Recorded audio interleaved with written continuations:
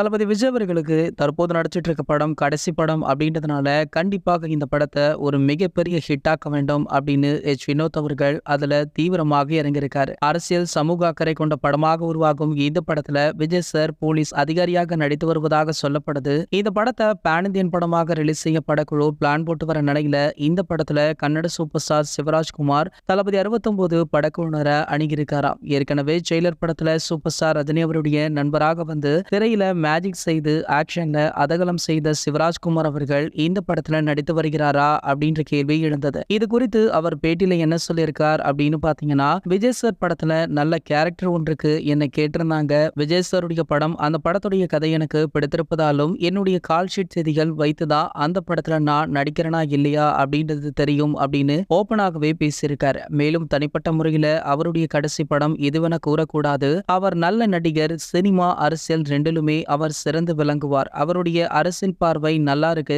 அதற்காக நான் அவரை மதிக்கிறேன் அப்படின்னு புகழ்ந்து தள்ளியும் இருக்காரு. சோ இந்த வீடியோ பாத்தீங்கன்னா தற்போது சோஷியல் மீடியாக்கள்ல வைரலுமே ஆகிட்டு இருக்கு. இது போன்ற தளபதியை பற்றி வெளியாகிற அனைத்து செய்திகளுமே நீங்கள் உடனே தெரிஞ்சுக்க நம்மளுடைய தளபதி டாக்கீஸ் அப்படின்ற நம்ம சேனலை சப்ஸ்கிரைப் பண்ணிக்கோங்க.